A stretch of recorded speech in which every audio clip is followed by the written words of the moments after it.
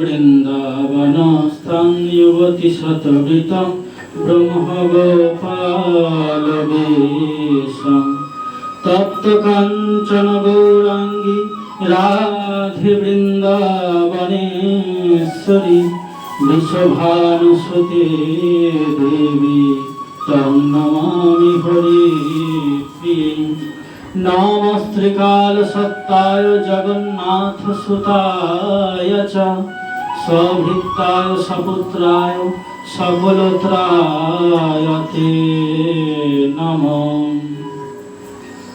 নম বৃন্দায় তুলসীদেব্যৈ প্রিয়ায় কেশবস্য চ কৃষ্ণ ভক্তি প্রদে দেবী সত্যবতী নমো নমঃ।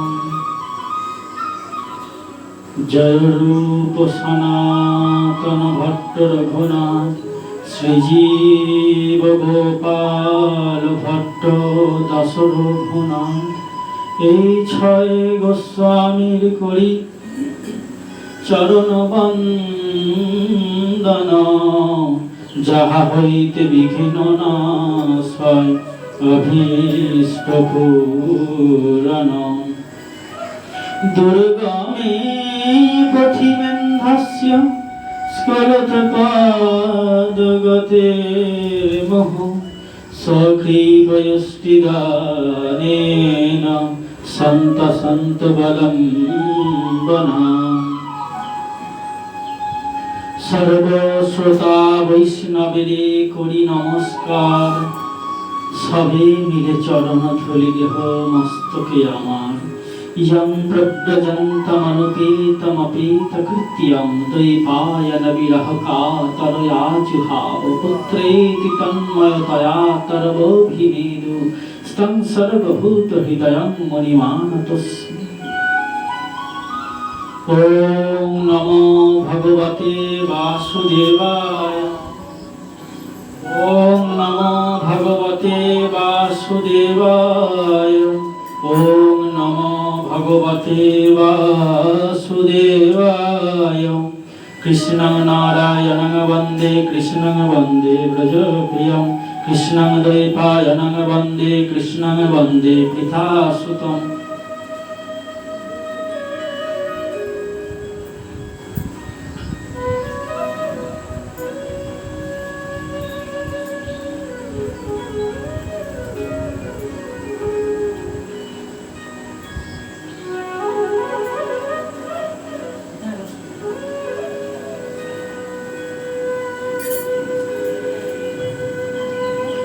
সংসার সিন্ধু তরণে হৃদয়ং যদি স্যাৎ প্রেমাঙ্গধি বিহরণে যদি চিত্তবৃত্তি চৈতন্য চন্দ্র চরণে শরণং প্রয়াতু।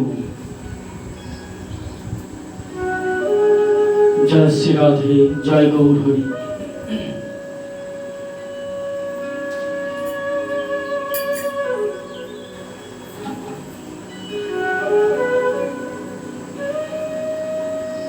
পৃথিবী তথা এই জগতে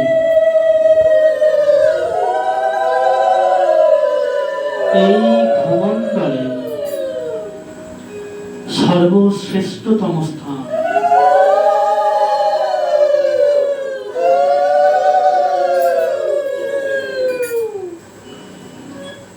জগৎ আরাধ্যতম স্থান ভূমি।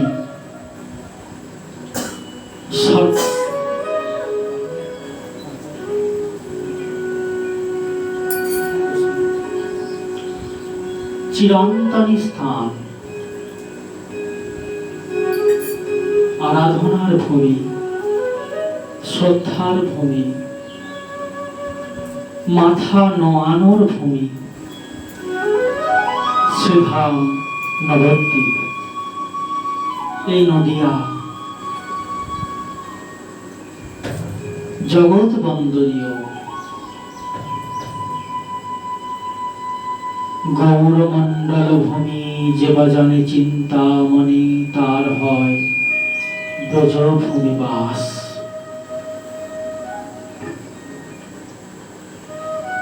মহাপ্রভুর পদাঙ্কিত ভূমিতে কলিযুগের আরাধনা সম্বন্ধে জানাচ্ছেন পার্শ্বদ চূড়ামণি সন্ন্যাসী গুরু প্রবোধানন্দ সরস্বতী পাদ। সংসার সিন্ধু তরণে হৃদয়ং यदि স্যাৎ, প্রেম অম্বুধি বিহরণে यदि চিত্তবৃত্তি, সংকীর্তনামৃত রসে রমাতে মনশ্চেত, তার কি উচিত? চৈতন্য চন্দ্র চরণে শরণং প্রয়াত। চৈতন্য চন্দ্র চরণে শরণ নেওয়াই হলো শ্রেষ্ঠ পথ। ভাগবতী কথার আজকে সান্ধ্যকালীন সূর্যাস্তকালীন বেলা, এটা শুধুমাত্র পরিবেশের সূর্যাস্ত নয়, 7 দিন ব্যাপী যে ভাগবতী কথা আলাপ আলাপন আলোচনা প্রসঙ্গ ভজন সাধন কথা আলাপ চলছিল, তারই আজকে বিদায়ী মুহূর্ত, অন্তিম লগ্ন। আসলে ভাগবতী কথার অন্তিম লগ্ন বলে কিছু হয় না।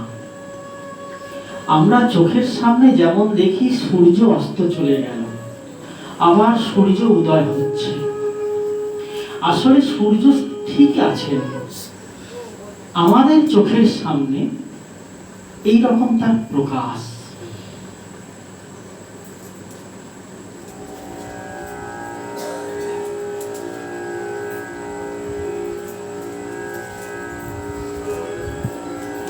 তো এই যে প্রকাশময়ী তার যে রূপ চরিত্র, এই রূপ চরিত্রের কথা বলতে গিয়ে বলছেন যেমন পর্দার আড়াল হওয়া। যারা অভিনয় করছিলেন, এতক্ষণ নাটক করছিলেন, তারা পর্দার আড়ালে চলে গেলেন, কিন্তু শেষ হয় না। তাহলে ভাগবতী কথা যে আসলেন আবার চলে গেলেন, এটা কি বোঝাচ্ছেন? এটা একটা ঢেউ, তরঙ্গ। সমুদ্রে জল চিরকাল আছে, চিরকাল থাকবে, কিন্তু মাঝে মাঝে এসে তরঙ্গটা পারে যারা বসে থাকে তাদেরকে ভাসিয়ে দেয়, ডুবিয়ে দেয়, ওই তরঙ্গ গায়ে মাখিয়ে দেয়, বালিগুলো ছড়িয়ে দেয় গায়ে।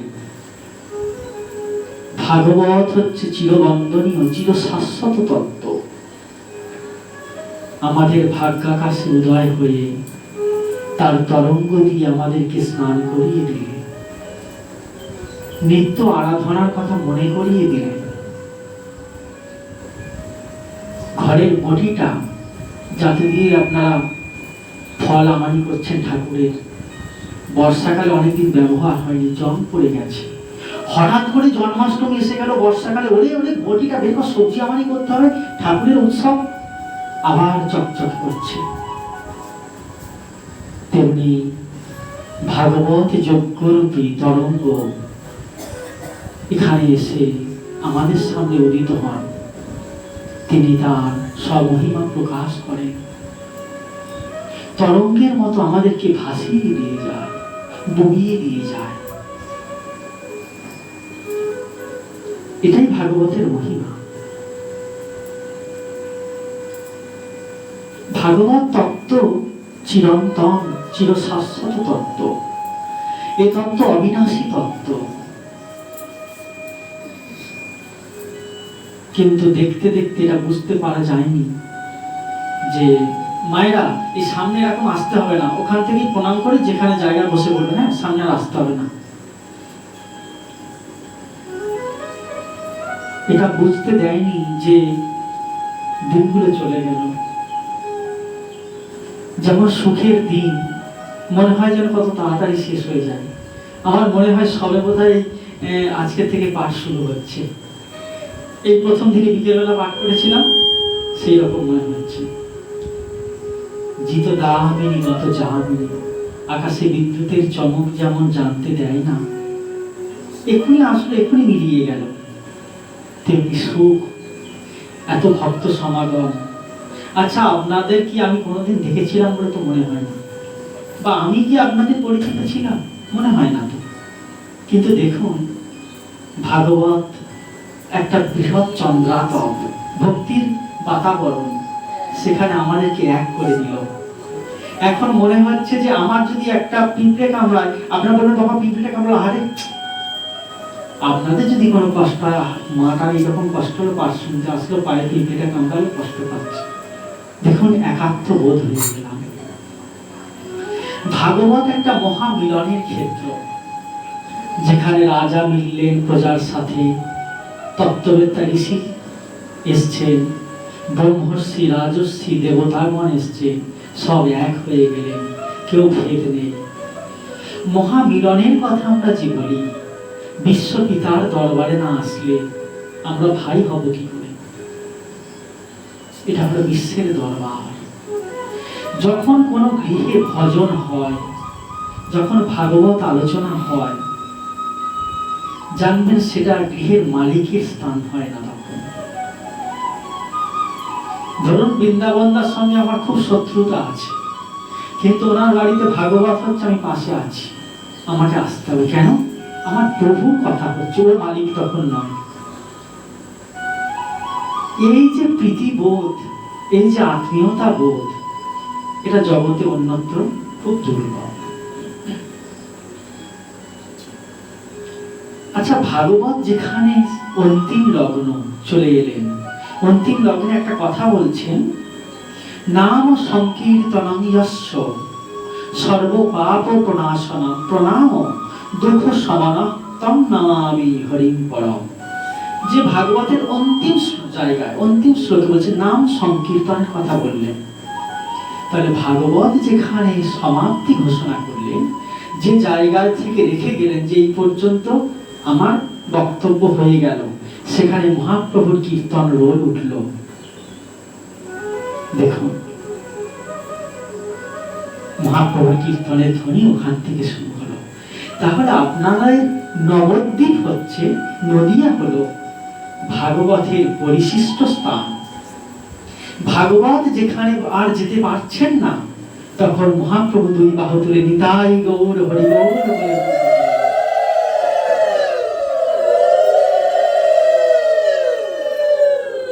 কলিতে শ্রীকৃষ্ণ সংকীর্তন, নাম সংকীর্তন শুরু হয়ে গেল। এই ভিখারিগুলো যারা ছিল,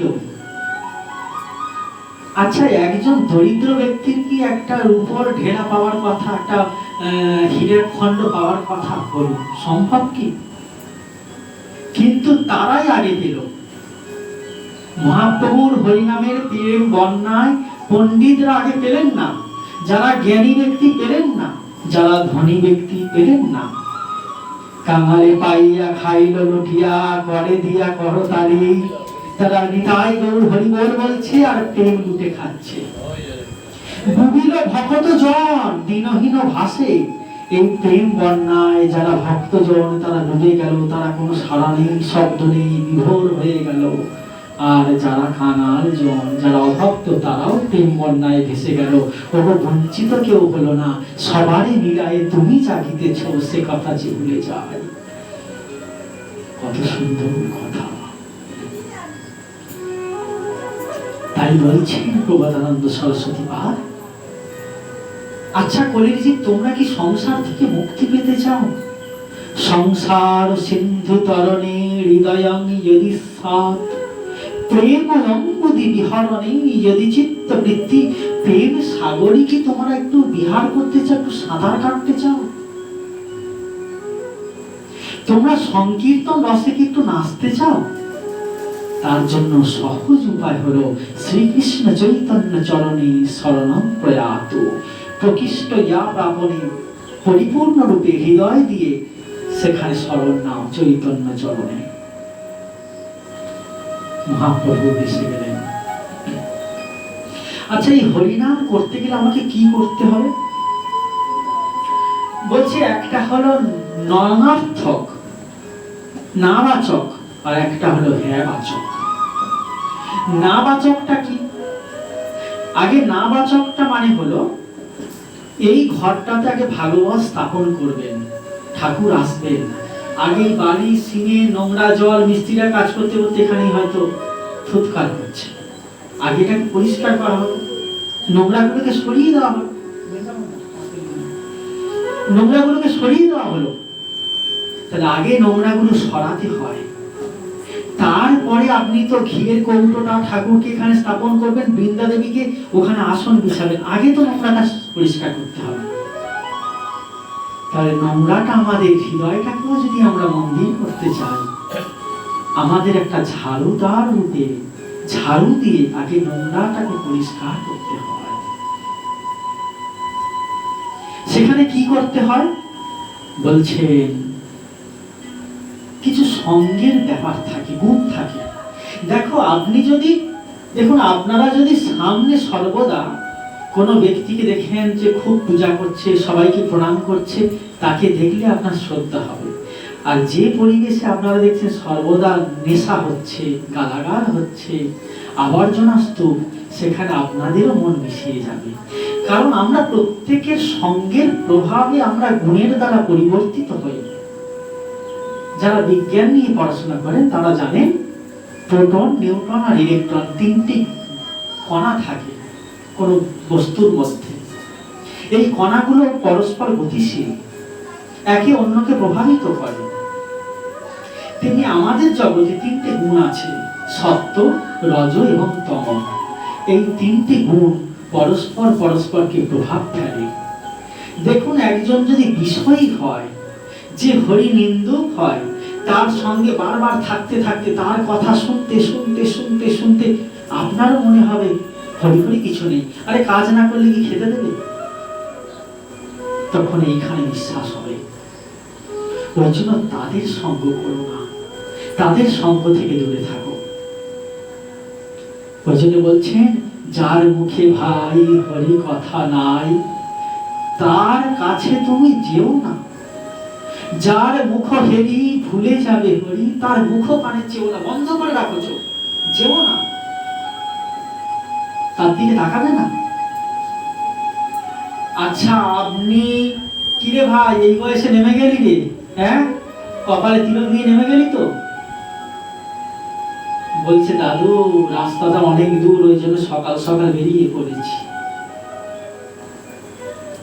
কদিন রহিবে ভব মাঝে, আর অবিলম্বে করো যাহা করিবার। আচ্ছা, পরের কথায় কিবা আসে যায়? মিছে দাগা তুমি পেও না, ওদের কথায় কষ্ট পেও না। কেন?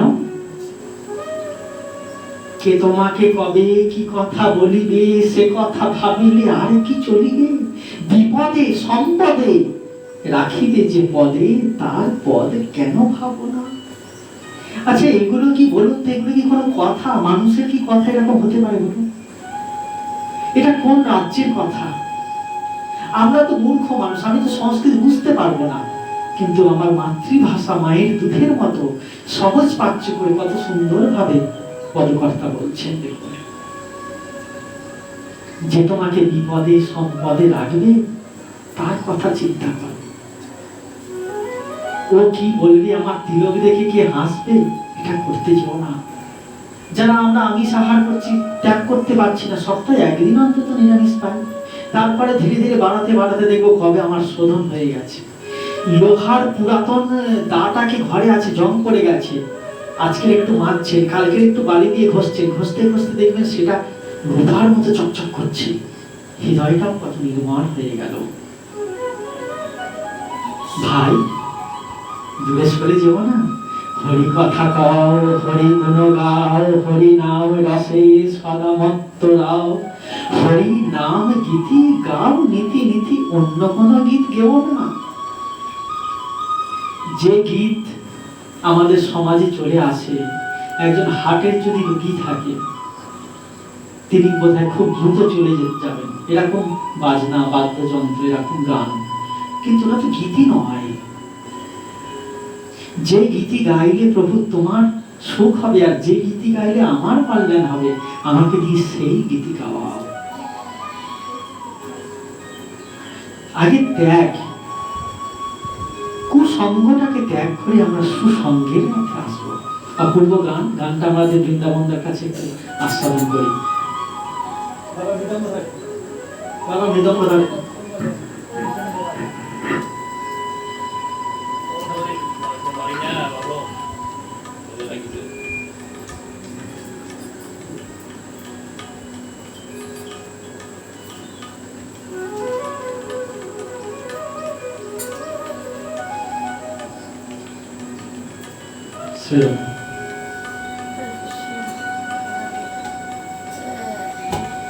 যার মুখে ভাই হরি কথা নাই, তার কাছে তুমি যেও না।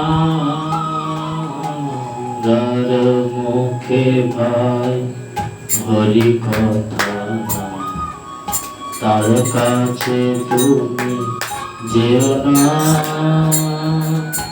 যার মুখ দেখি ভুলে যাবে হরি, যার মুখ দেখি ভুলে যাবে হরি, তার মুখ পানে চেও না। যার মুখে ভাই হরি কথা নাই, তার মুখ পানে চেও না। কদিন রহিবে ভ্রম মাঝারে, আর কদিন রহিবে ভ্রম মাঝারে, আর অবিলম্ব করো যাহা করিবার, অবিলম্বে করো যাহা করিবার।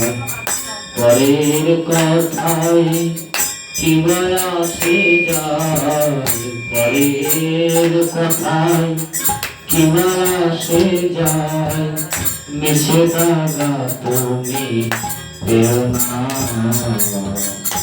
যার মুখে ভাই হরি কথা নাই, তার কাছে তুমি যেও না।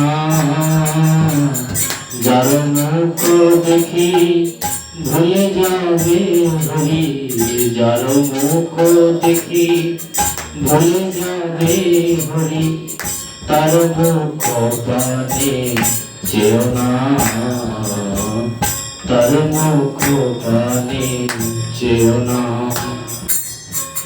কে তোমাকে কবে কি কথা কহিবে, কে তোমাকে কবে কি কথা কইবে, সে কথা ভাবিলে আর কি চলিবে, সে কথা ভাবিলে আর কি চলিবে।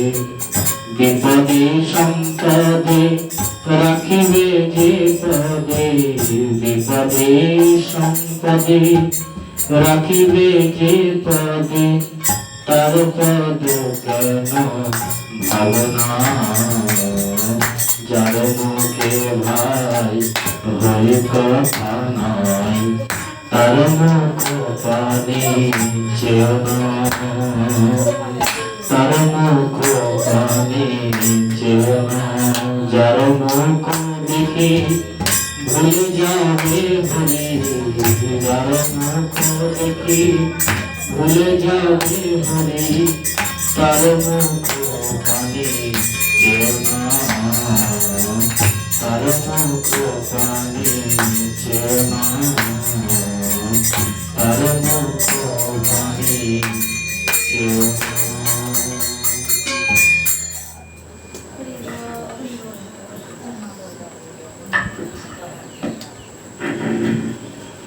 জয় শ্রী রাধে।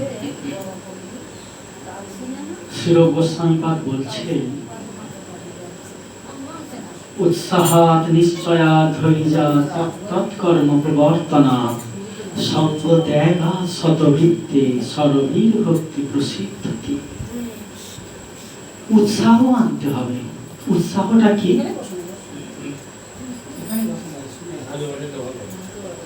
যে আমি পাবোই পাবো, আমার বাবার প্রতি একটা উৎকণ্ঠা থাকবে। একটা সিংহ যদি গুহার মধ্যে থাকে, শুয়ে আছে, তার মুখে কি হরিণ এমনি এমনি আসে? তার জন্য চেষ্টা করতে হয়। এই চেষ্টাটাকে বলা হয় উৎসাহ। সেই জন্য বলছেন উৎসাহ, আগে উৎসাহ, উদ্যমেন সিদ্ধান্তি কার্যানি ন মনোরথৈ নহি সুপ্তস্য সিংহস্য প্রবিশন্তি মুখে মৃগাঃ। কখনো মৃগ এমনি আসে না, এটাকে বলা হয় উৎসাহ। নিশ্চয় আমি পাবোই পাবো, কারণ যে প্রভুর চরণ ধরেছি, আমি না ধরলি, আমি যদি ছেড়ে দিই তিনি ছাড়বে না। ভগবান পুতনাকে ছেড়ে দিয়েছে, বলছে ওরে ছাড় ছাড়, বলে আমি তো ধরতে জানি, ছাড়তে জানি না। তো ছেড়েছেন কি? ছাড়েনি। তৃণাবর্ত ধরেছেন, বলে মামার বাড়ি থেকে এসছে, মামা হয়তো জড়িয়ে ধরেছি গলার মধ্যে, ছেড়ে দেবো, ছাড়ছে না। তো এই জন্য আমাদের ভগবান ছাড়তে জানে না, তিনি ধরতে জানেন। ওই জন্য বলছে নিশ্চয়। আর কি বলছে? তত্তৎকর্ম প্রবর্তনা। তত্তৎকর্ম মানে কি? যে কর্মটা করলে তাকে পাওয়া যায় সেই কর্মটা। আচ্ছা, কলিযুগে আপনারা বলুন, আমাদের পক্ষে কি ধ্যান সম্ভব? আমাদের পক্ষে কি যোগ সম্ভব? আমরা জলের তলায় ডুবে কি তপস্যা করতে পারবো? 1 মিনিট দম বন্ধ করে থাকতে পারি না। সুগার, হার্টের অসুখ, তারপরে আবার প্রেসার, আমাদের পক্ষে সম্ভব? আবার আমাকে যদি বলে পাহাড়ের উপর উঠে ধ্যান করতে, নিচে জল পেতে আসবো, 2টো সিঁড়ি বাড়িতে গেলে হাঁটু নষ্ট হয়ে যাচ্ছে, সম্ভব কি? সেই জন্য বলছে যে আমাদের পক্ষে এতগুলো সম্ভব নয়, কিন্তু কয়েকজন ভক্ত মিলে একটু চিৎকার চেঁচামেচি তো করতে পারবো, একটু হরিবোল তো বলতে পারবো, একটু হরিগুণগান তো গাইতে পারবো। সহজ পথ, আমি সেটাই করতে পারি। আমাদের উদ্দেশ্য হচ্ছে তত্তৎকর্ম প্রবর্তনা, সঙ্গ ত্যাগা। ওই যে কুসঙ্গ ত্যাগ, যার মুখে ভাই হরি কথা নাই, আর কি? সঙ্গ ত্যাগা শত বৃত্তে, সৎ ভক্তদের বৃত্ত। দেখবেন যে রাজা হয় বা যিনি বড় মন্ত্রী হয়, তিনি কি করেন? কিছু লোকজন তার সঙ্গে রাখেন, তারা আগে চতুর্দিকে ঘুরে বেড়ায়। আচ্ছা, তারা কেন আগে ঘুরে বেড়ায় চতুর্দিকে? বলছে যদি আঘাত আসে, আগে ওদের উপরে আঘাত আসবে, আমি ভালো থাকবো। তেমনি আমাদের চতুর্দিকে কিছু প্রস্তুতি নিতে হয়। সেই প্রস্তুতিটা কি? বলছে শতবৃত্ত। শতবৃত্ত মানে কি? সৎসঙ্গ, সৎ গ্রন্থের সঙ্গ। বিপদে পড়লে আগে আমি গ্রন্থ স্মরণ নিলাম, ওরা আমাকে রক্ষা করবে। সৎ ভক্তদের সঙ্গ, এটা হলো শতবৃত্তি। সঙ্গ ত্যাগা শতবৃত্তি, সরভীর ভক্তি প্রসিদ্ধতি। এই 6টি উপায় যদি আমরা করতে পারি, আমাদের বলছে ভক্তিটা বৃদ্ধি পাবে। দেখুন, আমরা তো অনেকদিন তিলক মালা করছি, কিন্তু আমাদের তো মনের মধ্যে সেই তো জিলাপি বুনবুন করছে, কেন হচ্ছে না? তার কারণ হলো আমরা এই পথকে অবলম্বন করতে পারিনি। ওষুধ খাচ্ছি, সুগারের ওষুধ খাচ্ছি, কিন্তু প্রতিদিন মিষ্টি দোকানে গিয়ে 50 গ্রাম ছানার সঙ্গে একটু ওই চিনি ছড়িয়ে খাচ্ছি। বলছে সুগার তো কমছে না। কিরকম জানেন? ডাক্তার কাছে গেছে, বলছে আমার প্রচন্ড তো চেহারাটা কমাবো কি করে? বলছে ভাই, তোমাকে ডায়েট কন্ট্রোল করতে হবে, মানে খাওয়া দাওয়াটাকে তোমাকে লিমিট করতে হবে। বলছে কেন? আমি তো মাত্র 20 খানা রুটি খাই। 20 খানা রুটি খাও একা? বলছে তুমি কমাও। বলে 10টা, তারপর তুমি যখন 5টা করবে তারপর আমার কাছে আসবে। বলছে আমি 5টা রুটি করেছি, কিন্তু এখনো তো শরীর কমছে না। বলছে 5টা রুটি খেয়েও তোমার এই শরীর আছে? বলো কি? বলে আগে 1 কিলো আটায় 20টা করতাম, এখন 1 কিলো আটায় 5টা রুটি করে বড় তাওয়া নিয়ে রান্না করছি, ওই জন্য শরীরটা। বলছে তোরে বাবা, তোর পায়ে প্রণাম, তুই আমার কাছে আর ডাক্তার দেখাতে আসবি না বাবা, যে তোর চিকিৎসা আমি করতে পারবো না। আগে 20টা রুটি হতো যে আটায়, তাকে কমাতে বলেছি, রুটির সংখ্যা কমেছে কিন্তু আটাটা কমেনি। আমাকে বলেছে সঙ্গ করতে, সৎসঙ্গ করতে, কিন্তু সৎসঙ্গের মধ্যেও আমরা বলি ওর বাড়ির বউটা জানো না কেমন মেখে মেখে হাঁটে, এই যে কুসঙ্গ। এই জন্য বলছে সঙ্গ ত্যাগাৎ শতবৃত্তে সরবীর ভক্তি প্রসিদ্ধতি। দেখুন,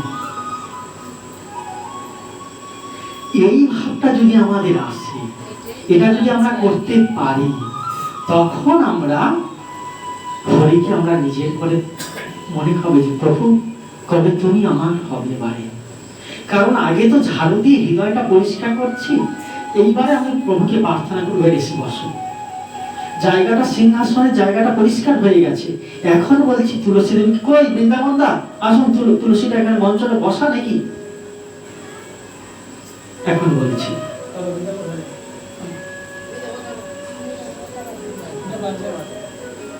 বৃন্দাবন দা একটু আসেন। তো এই যে বিষয়টা বলছে, এটাকে আগে ক্ষেত্র প্রস্তুত হয়। দেখবেন যিনি চাষি হন, তিনি আগে চাষ করার আগে কি করেন, আগে জমিটাকে লাঙল দেন, হাল করেন। হাল করার পরে মাটি ক্ষেত্র প্রস্তুত হলো, ক্ষেত্র প্রস্তুত হওয়ার পরে এবার বীজ তিনি দিচ্ছেন, তিনি এবার বীজ ছড়াচ্ছেন, এবার অঙ্কুর হবে।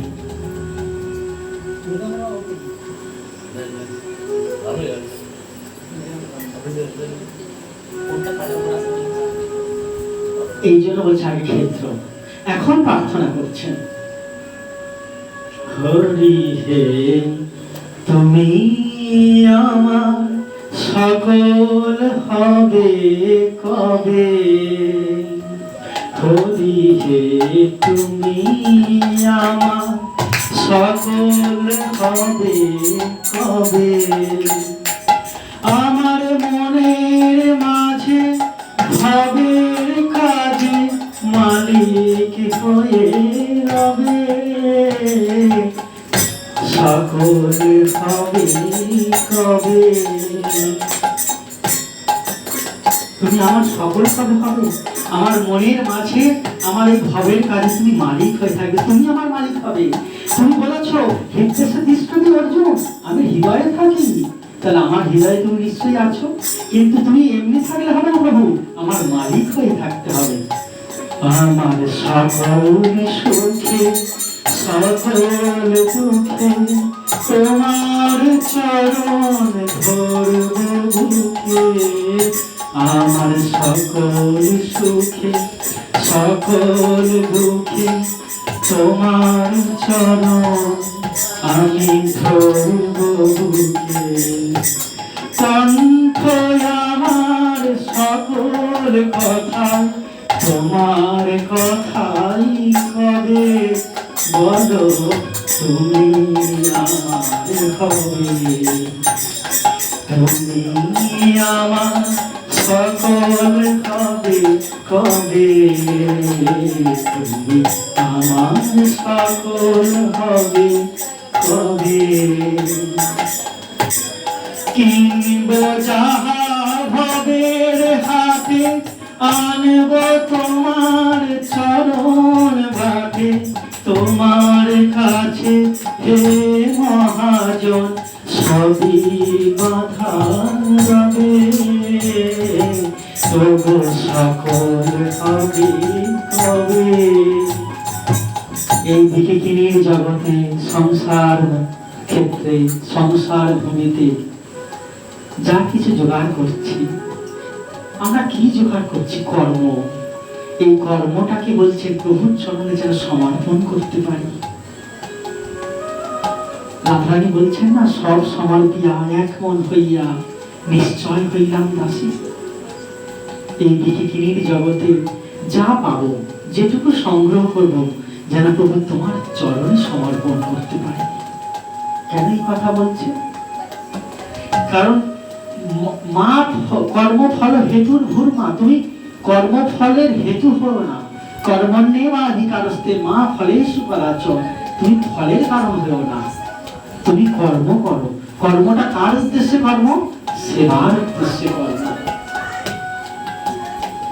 ওগো সার্থকা চির করে খারা, আমি গর্ব যবে আপন খারা, বজ্র হয়ে তুমি তারে ভাঙবে আপন করে,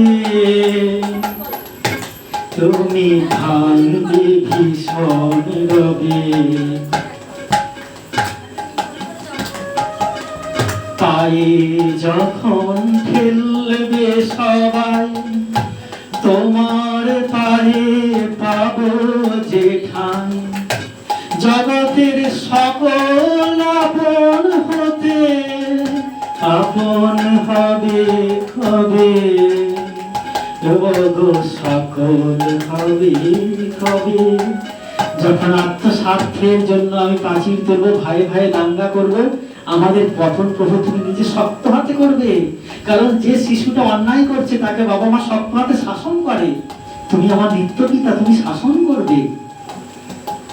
আর জগতে যখন সবাই আমাকে অবহেলা করবে, কারণ একটা ফুটবল দেখবেন, ফুটবল খেলা হয় না, সবাই পায়ের লাঠিটা পায়ে বলে সে গোলের ভিতরে ঢুকতে পারে।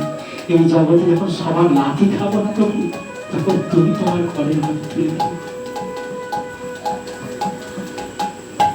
ফিরব যখন সন্ধ্যা বেলা, যোগ সঙ্গ করি ভবের খেলা।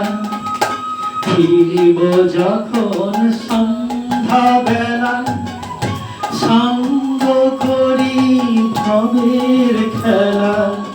জননী হয়ে আমায় কোলে তুমি রবে,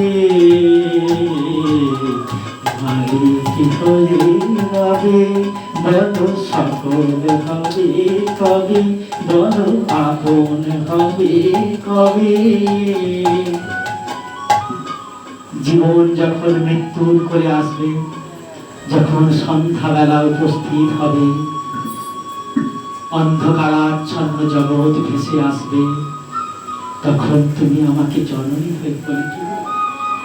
আমাকে তখন যেন ফেলে দিও না, যখন কেউ আমার রবে না, যখন কণ্ঠে ঘুরঘুরা আয়াতে আমার কণ্ঠস্বর ছেলেরা বুঝতে পারবে না, বলবে এই জঞ্জাল মরিলে বাঁচি, সেই দিন প্রভু দিও পথ ছায়া। তখন আমি প্রার্থনা করতে পারবো না, শরীরে কাঁটা যন্ত্রণা, কীটের পোকা যন্ত্রণা হবে, আমি তখন না রাখতে পারলেও প্রভু তুমি আমাকে তুলে দিও, জননী হয়ে তুমি আমাকে কোলে নিও। তখন তুমি আর বিচার করো না প্রভু। দেখুন কত প্রার্থনা। আমাদের সংসারটাকে বলছেন কি এখন জানেন? অন্ধকারময় কুয়াশাচ্ছন্ন। আমরা সাধু কাকে বলি জানেন? আমরা কাদের কথা শুনি জানেন? যারা কালো পোশাক লাল পোশাক পরে আমাদের সামনে আসে, নীল পোশাক পরে আমাদের সামনে আসে, তাদেরকে আমরা মনে করি আমাদের বোধহয় ইনি উদ্ধার করবে। যিনি মাথার চুল এরকম ভাবে ছিঁড়ে নেই 10 টাকা বেরিয়ে গেল, আমরা এই হটকারিতাই ভুলে যাই।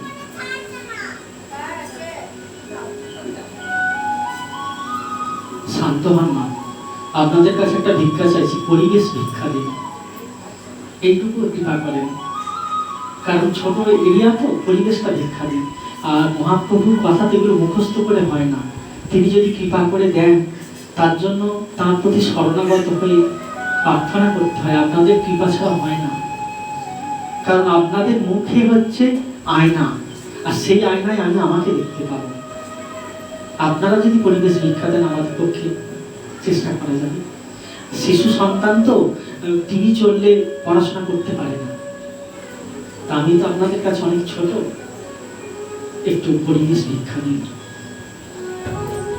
আমাদের জীবনটা না শীতকালের একদম সন্ধ্যাবেলার আকাশ, কুয়াশা ভরে আছে, দেখতে পাচ্ছি না, কিন্তু এই যে আলোটা, এই যে লাইট পোস্টের যে আলোটা, কত জোরে আলো, বড় গাড়ির আলো কত জোরে, হ্যালোজেনের আলো, কিন্তু সেই আলোটা আমরা দূর থেকে দেখা পাই না। কিন্তু একটু একটু সামান্য তো কণা দেখতে পাই রাস্তায় কুয়াশার মধ্যে। ওই সামান্য কণা আলোক বিন্দু ধরে আমরা যদি এগিয়ে যাই, দেখবো এটা হলো আলোর সাগর। আমরা যে ভেসে যাই,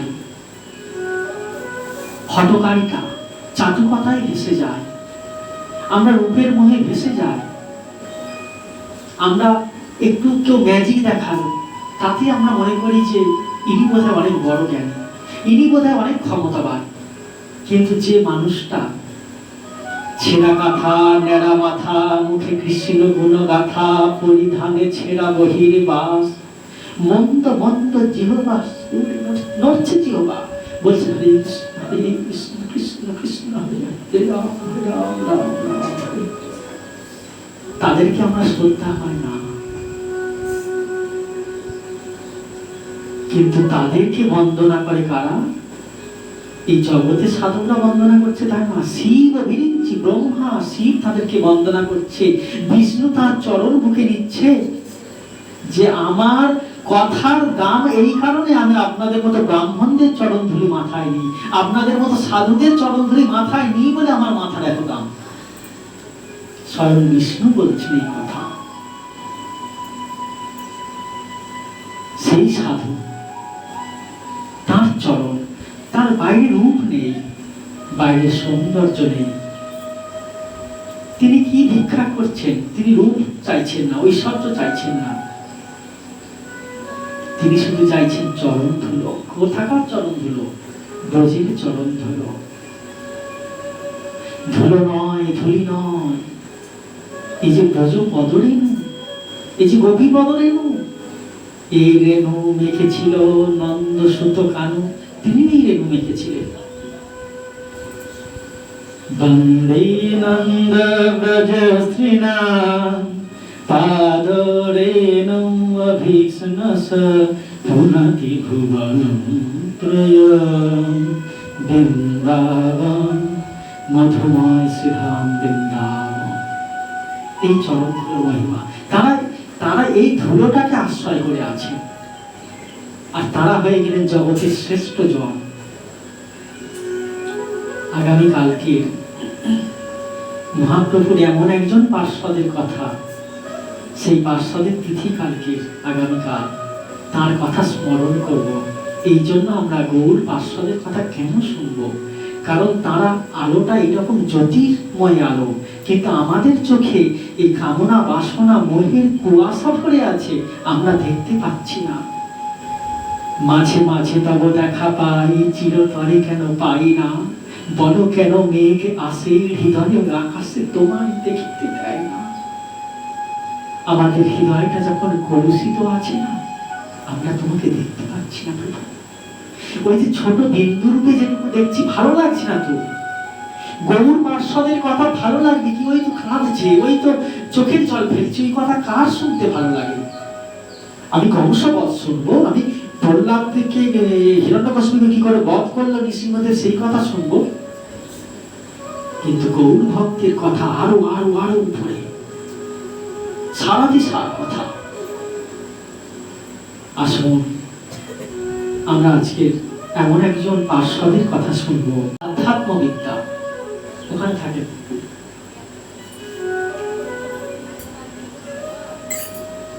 দেখুন, আধ্যাত্মবিদ্যার জন্য তিনি এগোচ্ছেন। তার পুত্র প্রেমময় গো প্রভু লোকনাথ, আস্বাদয় গৌর প্রেম পিতা মাথা সাত। বাবা মার সঙ্গে গৌর প্রেম আস্বাদন করছেন। এখন তিনি চিন্তা করছেন যে আমি কি করব, গৌর চরণে কি করে আমি সমর্পণ করব। মনে মনে গৌর চরণে সমর্পণ। তিনি ভাবছেন কি করে আমি সমর্পণ করব, কি করে না আত্মত্যাগ করব। অদ্বৈত চরণে সমর্পণ করলেন পিতা মাতা, যাও ওখানে শিক্ষা গ্রহণ করো। অদ্বৈত প্রভু যিনি গৌর আনা ঠাকুর, তিনি এনেছেন বিতরণ করার জন্য, তিনি পাত্রকে ঢেলে ঢেলে দিচ্ছেন গৌর প্রেম, গৌর নাম, গৌর রস, গৌর তত্ত্ব, গৌর লীলা। তিনি ঢেলে ঢেলে দিচ্ছেন, ভাগবত তত্ত্ব দিচ্ছেন। অদ্বৈতের চরণ বন্দী করে নিবেদন, পিতা মরে ভাগবত পড়িতে পাঠাইল। আপনার চরণে আমাকে পাঠিয়েছে ভাগবত পড়াতে, আপনি আমাকে শিক্ষা দিন। সঠিক ভাগবত, সঠিক ভাগবত মানে সঠিক না, সঠিক টিকার সহিত ভাগবত। কারণ ভাগবতে আমরা পড়ে রাসলীলা শুনে আমি কি মনে করব? সিনেমাতে তো দেখি নায়ক নায়িকা নাচছে না, মনে হয় ওই রকম লীলা। টিকাতে বলছেন শ্রীধর স্বামীপাদ, ভাই ভুল করছো, এটা জগতের কামনার নাচ নয়, কামনা বাসনার গান নয়, ওটা রাসলীলা।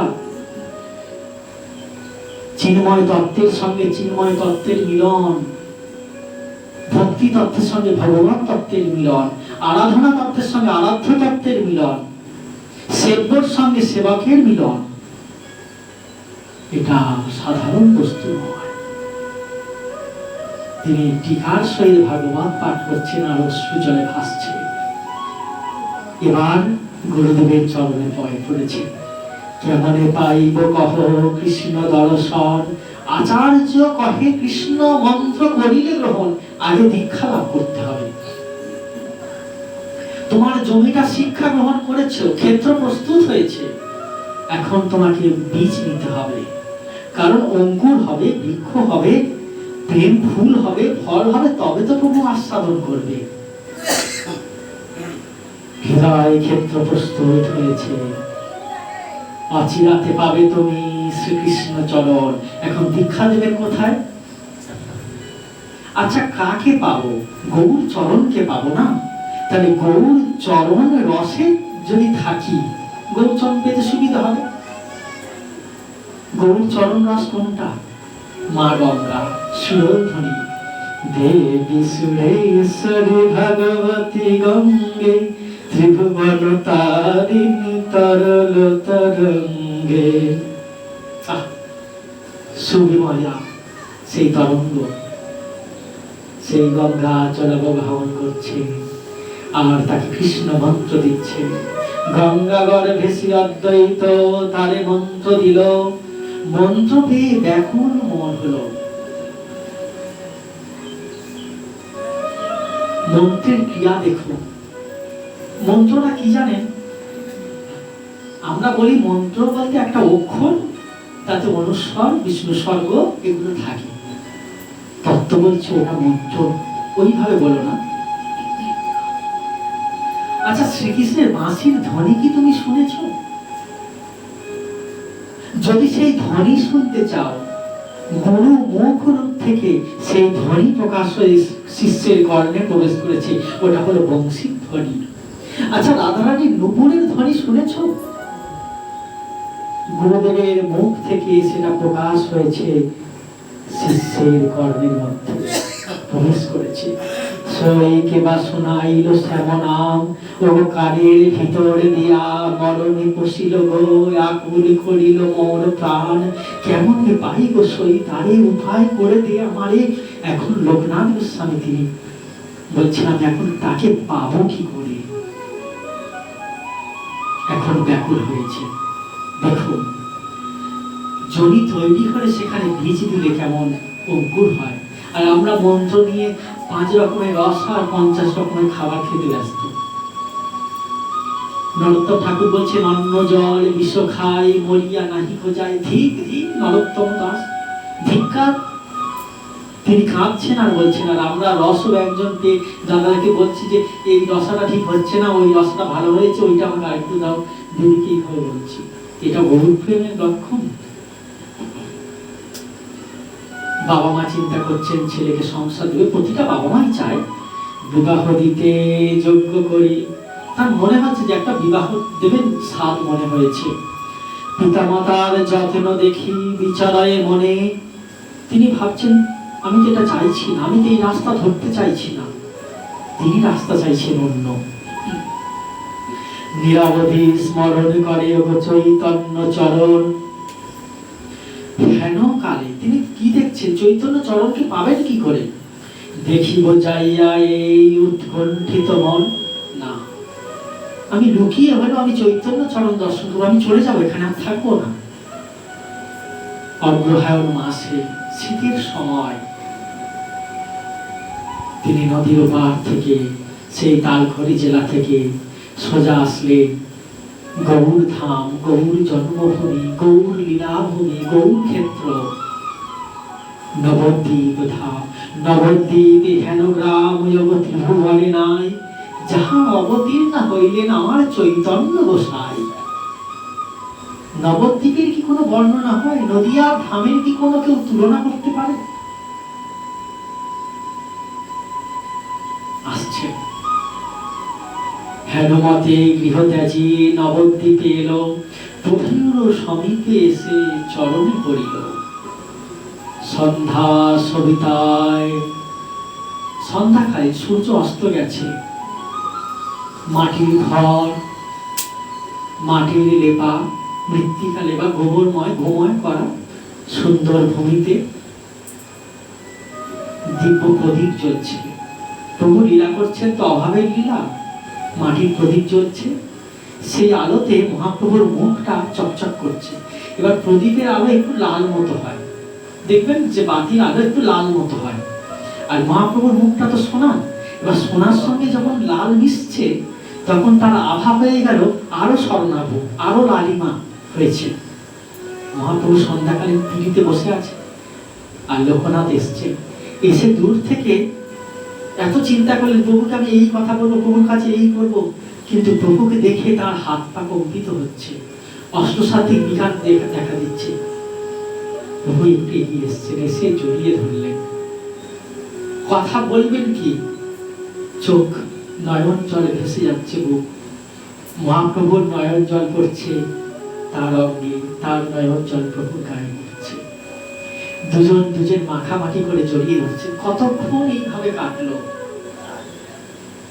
মহাপ্রভু তার কানে কানে বললেন, লোকনাথ এতদিন পরে এলে, এতদিন পরে তোমার মনে পড়লো আমার কথা। কোনোদিন দেখা হয়নি, কোনোদিন সাক্ষাৎ হয়নি। মহাপ্রভু বললেন, এতদিন পরে এলে লোকনাথ। কাঁদছে, কি লীলা। তবে লোকনাথ তুমি মোরে পাশরিয়া, তুমি আমাকে ভুলে কি রূপে বধিলে কাল কোন দেশে যাইয়া? তুমি কি রূপে বঞ্চিলে কাল? তুমি কি করে এতগুলো দিন, এতগুলো রাত, এতগুলো বৎসর তুমি আমাকে ছেড়ে থাকতে পারলে? ইহা বলি কান্দে গৌর কলি করে তারে, হেন বলছি বিধি বিধি মিলাইল মোরে। তিনি বলছেন, আজকে আমি আমার রত্ন পেয়েছি, যে রত্নের এতক্ষণ দিন ধরে আমি চাইছিলাম কবে আসবে, আমি যেন পেয়েছি। অনেকদিনের আকাঙ্ক্ষিত বস্তু না। নিজ জনকে পেয়েছে, কৃষ্ণ পেয়েছেন মঞ্জুলালী সখীকে, আর গৌর পেয়েছেন তার পার্শ্বদ লোকনাথকে। দুজনে আলিঙ্গনে আবদ্ধ হয়েছে। আহ, কি তৃপ্তি। রাধারানী আলিঙ্গন করলেন মঞ্জুলালী সখীকে, হে প্রিয়তমা তুই কোথায় ছিলিস? আর গৌর আলিঙ্গন করলেন লোকনাথকে, গৌর পার্শ্বদকে। দেখুন, দুটো লীলা একই সঙ্গে একই ভাবে চলছে। হেনমতে ভাবাবেশে গৌরাঙ্গ সুন্দর, পায়া নিজ প্রিয়জন আনন্দিত অন্তর। এই চোখের জল কষ্টের নয়, এটা আনন্দের। হারানো বস্তুকে পাওয়ার আনন্দ। এবার তিনি তাকে শিক্ষা দিচ্ছিলেন যে দেখো লোকনাথ, আচরণ কি আমার, আমি কি রাস্তাটা চাইছি।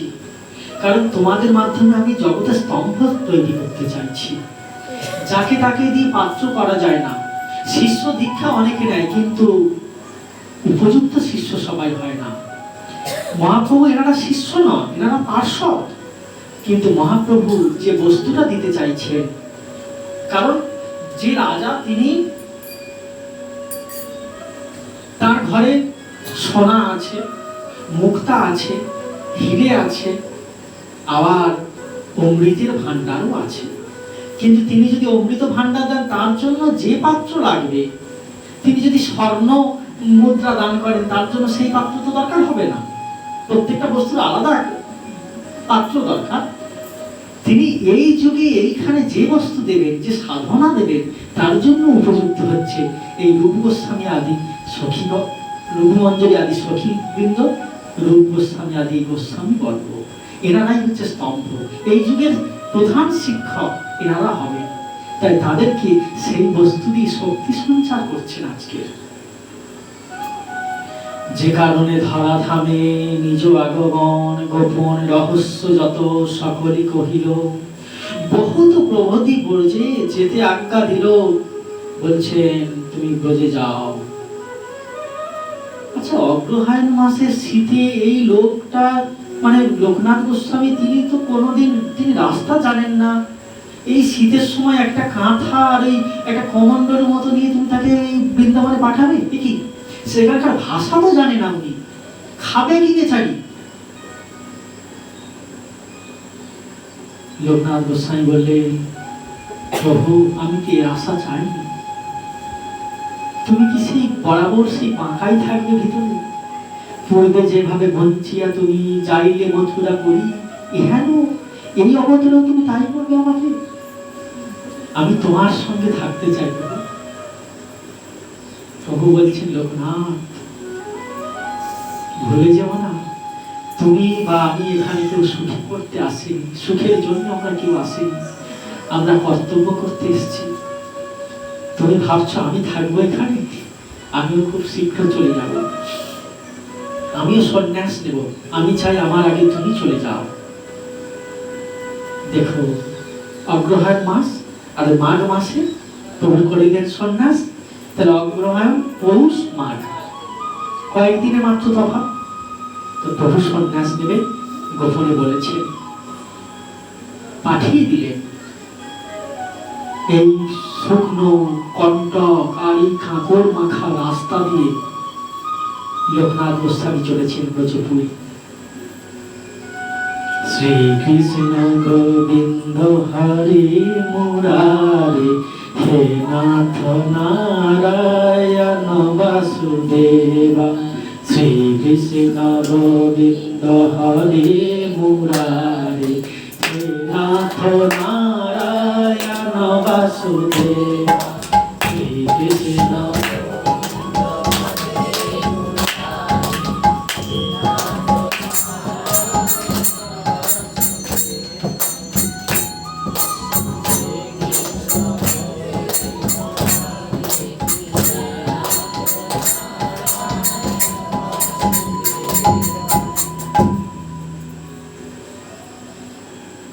এটা তো যুক্তি দিয়ে বললেন। আচ্ছা, যাকে পাওয়ার জন্য ছোটবেলা থেকে অপেক্ষা করলাম, মাত্র কয়েকদিনে তার সঙ্গ হলো, তাকে ছেড়ে যেতে চাইব? যাচ্ছে না, কাঁদছে, চোখের জলে ভাসছে। বিরহে ব্যাকুল পথে চলে লোকনাথ, ভূগর্ভ গোসাই মাত্র রহে তাঁর সাথ। সন্ন্যাসের খবর শুনলেন। আচ্ছা, কে গেলেন ওনার সঙ্গে? রাধারানী। এখন কে? গদাধর পণ্ডিত। সেই গদাধর পণ্ডিতের শিষ্য হচ্ছে ভূগর্ভ গোস্বামী, ইনি গেলেন আর লোকনাথ গোস্বামী গেলেন। এখনো বৃন্দাবনে তাদের সমাধি আছে, দর্শন করে আসবেন, খুব অবশ্যই দর্শন করবেন। ভূগর্ভ গোস্বামী তিনি গেলেন ব্রজে। ব্রজে যদি যেতে হয়, প্রথম যারা গেছিলেন, অনেকে গেছেন ব্রজে, এখনো যাচ্ছেন, কিন্তু প্রথম যারা গেছেন মহাপ্রভু প্রেরিত এই লোকনাথ গোস্বামী আর ভূগর্ভ গোস্বামী, এনারা ব্রজের প্রথম স্তম্ভ। তারা গেছেন, শুনলেন যে মহাপ্রভু সন্ন্যাস নিয়েছেন। সন্ন্যাস নিয়ে মহাপ্রভু কোথায় গেলেন? ও সন্ন্যাস নিয়ে মহাপ্রভু বৃন্দাবনে এসেছেন, বৃন্দাবনের দিকে ছুটছেন। তারপরে শুনলেন না না না, তিনি বোধহয় আগ্রার দিকে গেলেন। আবার শুনছেন তিনি লখনৌর দিকে গেছেন। লোকনাথ গোস্বামী, ভূগর্ভ গোস্বামী ছুটো হাঁটা করছেন, চতুর্দিকে ছুটছেন, দক্ষিণ ভারত দিকে যাচ্ছে, কোন দিকে যাবে?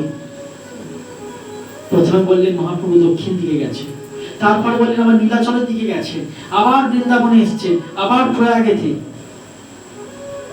এনারা যাচ্ছেন, ওনার পিছনে পিছনে এনারা ছুটছেন, পাচ্ছেন না, দেখাই পাচ্ছেন না। রাত্রিবেলা ভাবলেন কালকে সকালে প্রয়াগে যাব। মহাপ্রভু রাত্রিবেলা স্বপ্ন দিচ্ছেন, লোকনাথ হৃদয়ে যে রূপটা ধরেছ না, সেই রূপটা আমাকে আর দেখতে পাবে না। আমার সেই চাঁচর কেশ, মধুকর রঞ্জিত, মালতী মণ্ডিত। মধুকর মানে মৌমাছি গুনগুন করছে, মালতী দিয়ে সাজানো। আকাশের ঘন মেঘ, নিন্দিত কেশদাম, তার যে চুল, এত সুন্দর তার চাঁচর কেশ। সেই কেশ আর নেই। আগে মহাপ্রভু রূপের যা বাহার, বলছেন রাঙা রাঙা পাট দিয়েছে, ধবল পাটের জোর পড়েছে। জোর মানে কি? একটা চাদর গায়ে জড়ানো আর কোমরে একটা, এটাকে বলা হয় জোর। ধবল মানে সাদা, সাদা পাটের জোর পড়েছে, তাতে আবার রাঙা রাঙা পাড় দিয়েছে, আবার একটু গন্ধ তেল মাখে। মালতী ফুলের মালা মহাপ্রভু সন্ধ্যাবেলা যাচ্ছেন, যুবতীর মন কম্পিত হয়ে যাচ্ছে, কে যায় সোনার পুত্তলিকা যেন যাইব ছুটিয়া। সেই তিনি সচি মায়ের এত আদরের ধন, গায়ে একটু আঁচ লাগতে দেন না। গায়ে মাটি লাগলে বলে, কি তোরা কেন আছিস এর সঙ্গে, তোরা একটু ধরতে পারলি না আমার নিমাইকে? ও কীর্তন করতে করতে ধুলোতে গুটি করে নিতাই, তুই কেন ধরলি না? সেই অঙ্গ আজ ধুলায় ধূসরিত হচ্ছে। সোনার পর্বত যেন যোগ ধুলাতে লুটায়। লোকনাথকে বলছে, তুমি সেই রূপ সহ্য করতে পারবে না, আমার সেই পুরাতন রূপ আর নেই। তুমি আমাকে দেখার চেষ্টা করো না। তুমি যখনই আমাকে স্মরণ করবে, যখনই মনে করবে, আমি তোমাদের কাছে আছি। এবার আজ্ঞা দিচ্ছে, কিন্তু এখন আমি তোমাকে আদেশ দিচ্ছি, তুমি ব্রজ ছেড়ে কখনো আর কোথাও যাবে না। আমি যেখানে থাকি, যা হই, আমি যে শেষ হই, ধ্বংস হই, আমার জন্য তুমি ব্রজ ছাড়বে না। দেখুন মহাপ্রভুর কত আদেশ, কত বড় কঠিন আদেশ।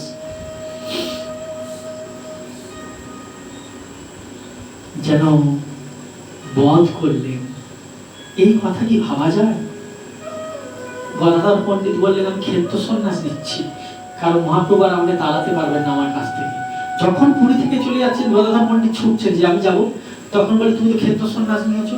বলছে, প্রভু সন্ন্যাসটা করে কেন? সন্ন্যাসীর আরাধ্য রত্নকে পাওয়ার জন্য।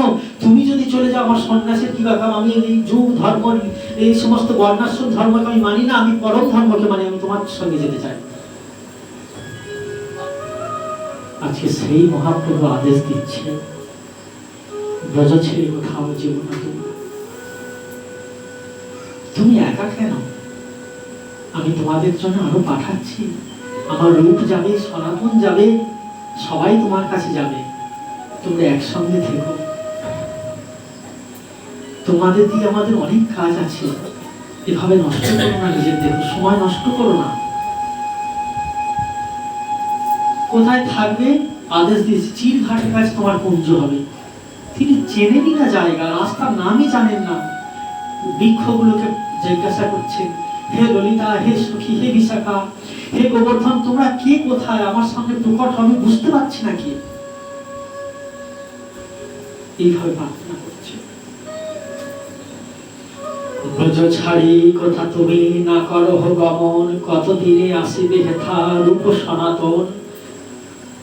এবার বলছেন যে আমি এই জীবনটা প্রভু সাধনা করে ত্যাগ করবো, আমি লোকমুখে লোককে দেখাবো না, আমি নিজেকে প্রকাশ করব না। মহাপ্রভু আবার সেখানে শাসন দেখুন। আসি এক শিষ্য হবে নৃপতি নন্দন, নরোত্তম নাম তার প্রেমানন্দ মন, নাসিবে করুষি যত রচিয়া কীর্তন। একটা রাজার ছেলে তোমার কাছে আসবে। প্রভু ভিখারির কাছে রাজার ছেলেকে কেন পাঠাচ্ছ? বছর বাইরের পরিবেশটা, নামটা রাজার ছেলে, কিন্তু ভিখারিও ভিখারি। কারণ নিতাই কৃপাধর, নিত্যানন্দ আবেশ অবতার, প্রেমের অবতার, কৃপার অবতার তো নরোত্তম ঠাকুর। সেই কৃপা, সে যে দৈবের মূর্তি। তোমার হৃদয়ে যে ভক্তি ধন আছে, তার আশ্রয় তো হবে। ওর দিয়ে তোমার অনেক কাজ আছে, ওর দিয়ে আমি জগৎ অনেক কাজ করবো। তোমাকে তো আমি আটকে দিলাম, ব্রজের বাইরে যাবে না, কিন্তু আমার এই তত্ত্ব, আমার লীলা, আমার এই কথা জগতে কে নিয়ে যাবে?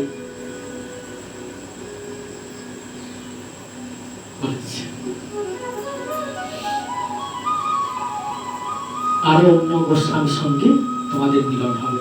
ধীরে ধীরে গেলেন গোপাল ভট্ট গোস্বামী, কৃষ্ণদাস কবিরাজ গোস্বামী গেলেন, সবাই গেলেন। জীব গোস্বামী পাদ গেলেন। সবার সঙ্গে একটা মহা মিলন ক্ষেত্র, সবাইয়ের সঙ্গে নৃত্য, গীত, কীর্তন হচ্ছে। কি আনন্দের সময় চলছে, কি ভাব চলছে, কি তৃপ্তি চলছে। আচ্ছা, লোকনাথ গোস্বামী যার কথা বলছি, তার জীবন কিভাবে কাটে? পরম বৈরাগ্য ভাবে রহে অনুক্ষণ, গোসাইর মহিমা হয় অপূর্ব কথন। কবিরাজ গোস্বামী যবে গ্রন্থ বিরচিল, লোকনাথ স্থানে আসি আজ্ঞা মাগি নিল, আমি যে কৃষ্ণদাস কবিরাজ গোস্বামীর আমার গ্রন্থ চিরকাল যতদিন গৌড়ীয় বৈষ্ণব থাকবে, গৌড়ীয় সম্প্রদায় থাকবে, গৌড়ীয় গণ থাকবে, গৌর দাস থাকবে, নিত্যানন্দ দাস থাকবে, তারা চিরকাল চৈতন্য চরিতামৃত গ্রন্থকে মাথায় করে রাখতে বাধ্য থাকবে থাকবে থাকবে। কারণ এটা দর্শন গ্রন্থ, এটা সিদ্ধান্ত গ্রন্থ, এটা আকর গ্রন্থ, এটা গৌর তত্ত্বের গ্রন্থ। কিন্তু গ্রন্থের লীলা আমি জানবো কি করে? মহাপ্রভুর লীলা আমি জানবো কি করে? লোকনাথ গোস্বামী পাদ আপনার সঙ্গে কি কথা হয়েছে বলুন? আচ্ছা, রূপ সনাতনের সঙ্গে কি কথা হয়েছে আপনি বলুন? আপনি আমাকে বলুন যে মহাপ্রভু পূর্বে কেমন ছিলেন? সবার কাছে লীলা জানছেন, সেই লীলাগুলো জেনে জেনে উনি গ্রন্থে লিপিবদ্ধ করবেন। লোকনাথ গোস্বামী তো আজ্ঞা দিল, কিন্তু একটা কঠিন আদেশ করল। কঠিন আদেশ যে দেখো, জগতে অর্থের লোভ দূর করা যায়, কিন্তু প্রতিষ্ঠার লোভ দূর করা যায় না। আমার মনে যদি কখনো প্রতিষ্ঠার বাসনা এসে যায়, তোমাকে আমি গ্রন্থের সমস্ত কথা বলবো, কিন্তু আমার নাম তুমি চৈতন্য চরিতামৃত গ্রন্থে লিখতে পারবে না। কৃষ্ণদাস কবিরাজ চোখের জলে ভাসছেন যে আমাকে এত বড় সম্পত্তি দান করলো, যে গৌর তত্ত্ব দিল, তার নামটা আমি গ্রন্থে লিখতে পারবো না।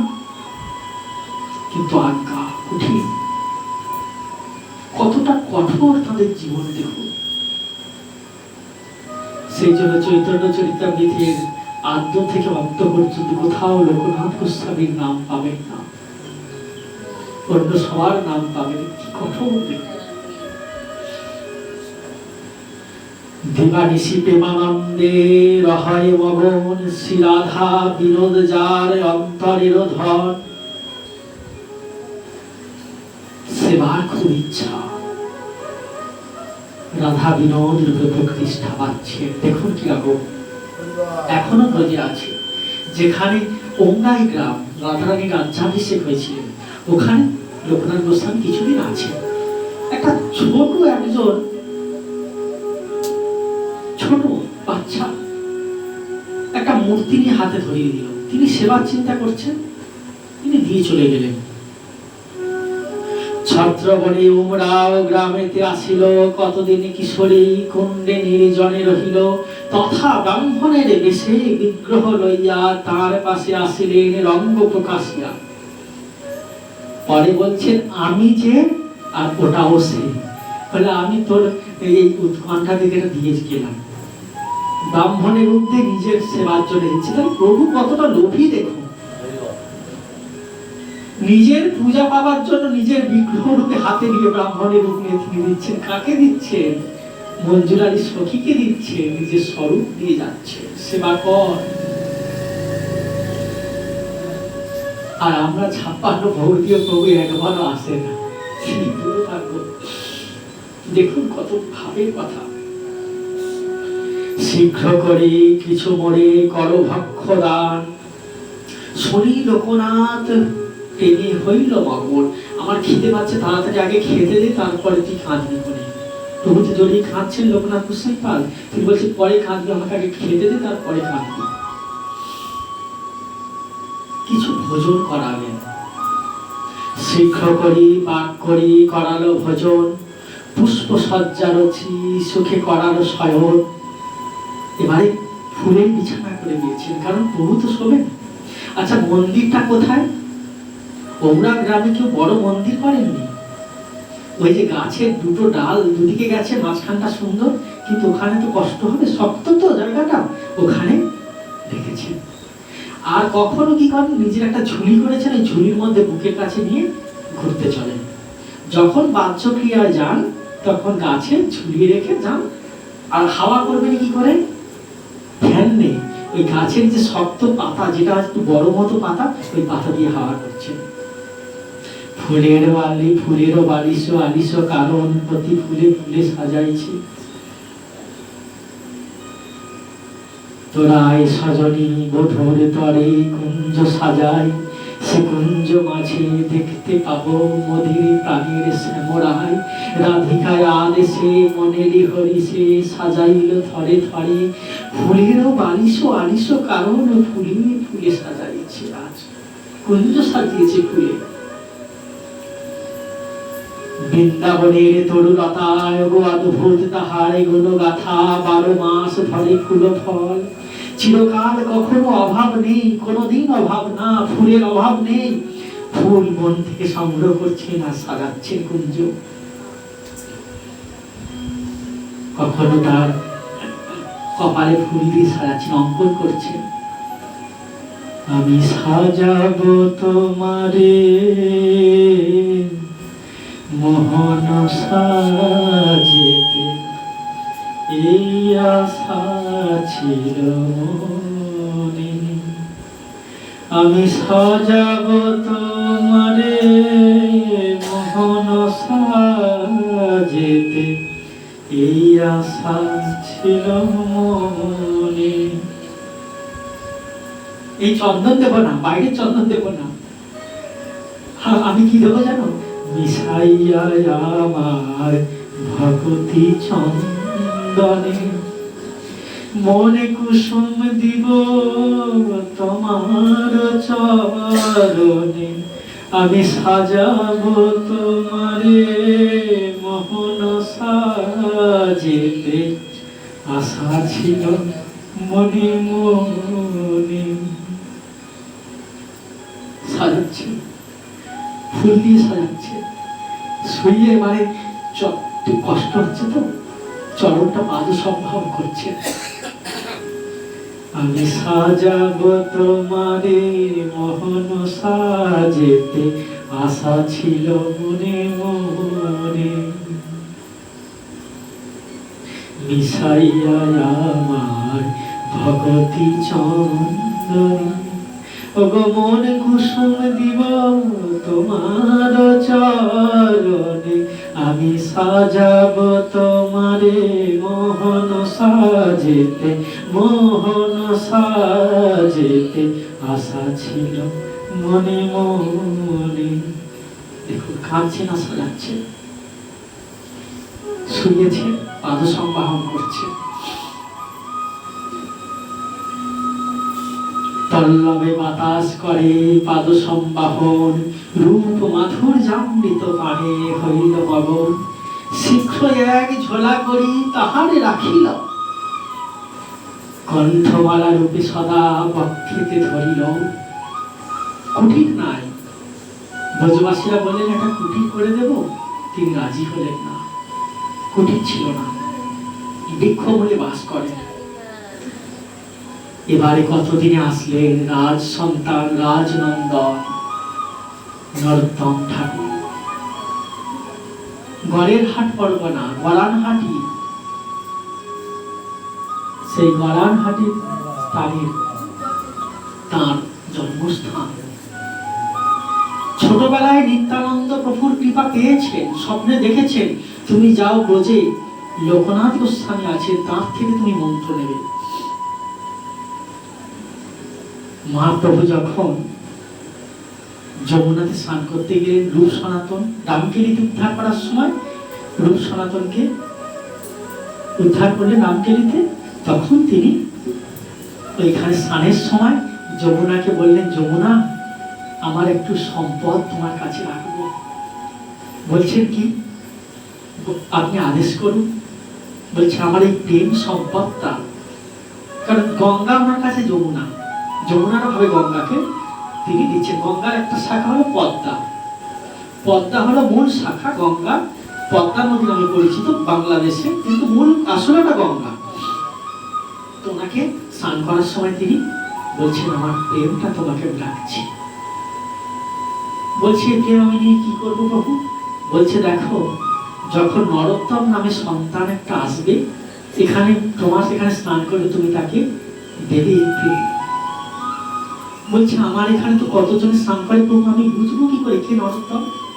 বলছেন যাহার পরশে তুমি অধিক উছলিবা, তাহাকেই নরোত্তম বলিয়া জানিবা। যার স্পর্শে তোমার উচ্ছ্বলিত হবে।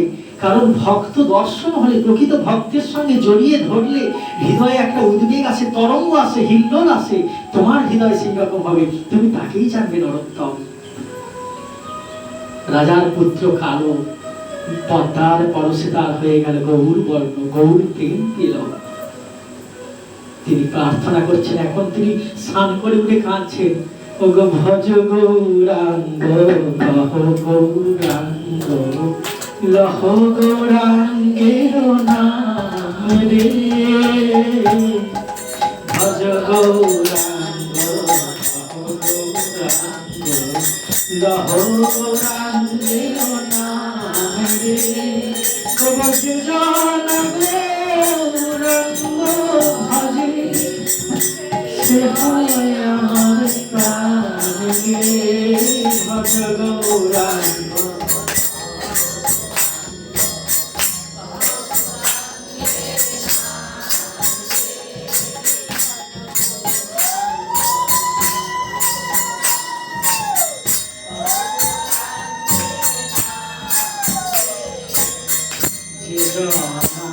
গৌরাঙ্গ ভজে, সে হয় আমার প্রাণ গে।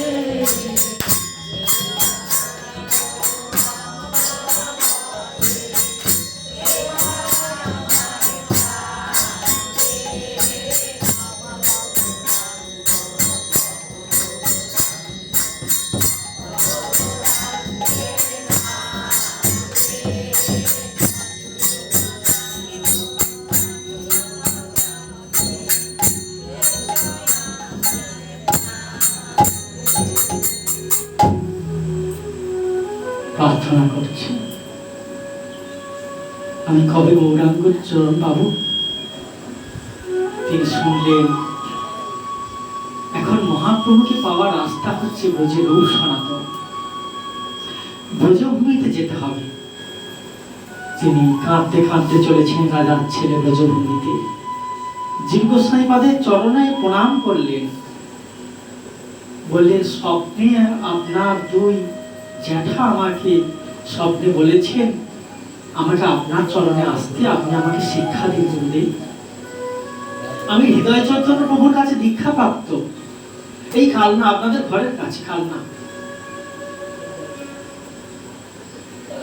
তিনি বললেন, তুমি রূপ সনাতন যেহেতু দর্শন পেয়েছো, তাহলে ওনাদের সমকক্ষ বৈষ্ণবের কাছে তোমার দীক্ষা পেতে হবে। কিন্তু ওনাদের সমকক্ষ একজন আছেন, তিনি হলেন লোকনাথ গোস্বামী, কিন্তু তিনি তো প্রতিজ্ঞা করেছেন আমি জীবনে কখনো শিষ্য করব না। তিনি গুরুদেবের থেকে দীক্ষা নেবার জন্য গুরুদেবকে যখন প্রণাম করেছেন, যখন লোকনাথ গোস্বামী পাদকে প্রণাম করেছে, প্রণামের সঙ্গে সঙ্গে তার দেহ মন হৃদয় সব দিয়ে দিয়েছে। হে গুরুদেব, তুমি আমাকে তোমার করে নাও, তুমি আমার হতে হবে না, কিন্তু আমি যেন তোমার হতে পারি। কেমন প্রার্থনা দেখুন। তিনি তো দীক্ষা দেন না। এখন দীক্ষা পেতে গেলে আগে কিরকম সেবা করতে হয়, এখন দীক্ষা পাওয়াটাও কত কষ্ট, কতটা দুর্লভ বস্তু দেখুন। আমরা যদি ঘরের ধারে সব ব্যবস্থা পেয়ে যাই না, মূল্য থাকে না, কিন্তু বস্তুটা যদি দুর্লভ হয় তখন সেই বস্তুটা মর্যাদা বুঝতে পারে। দীক্ষা দিচ্ছেন না, কি করে দীক্ষা দেবেন? তিনি তো নিজেই মনে করেন যে আমি কিছু জানি না, দৈন্যতার মূর্তি।